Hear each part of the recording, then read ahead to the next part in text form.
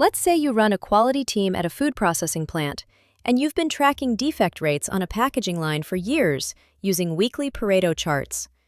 You decide to introduce an AI model into your DMAIC cycle. In the define phase, the AI ingests 6 months of line operator notes, free text that nobody had time to analyze, and surfaces that seal integrity appears in 40% of entries, far more than your defect database suggested. In the analyze phase, the AI cross-references seal failures with humidity logs and shift schedules, revealing that defects spike 23% on humid mornings when a specific operator team is running. You pilot an adjusted warm-up protocol for the sealing equipment on those shifts.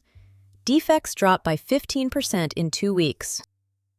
You log the outcome back into the AI system, and the next time similar conditions arise, it proactively recommends the protocol adjustment before defects occur.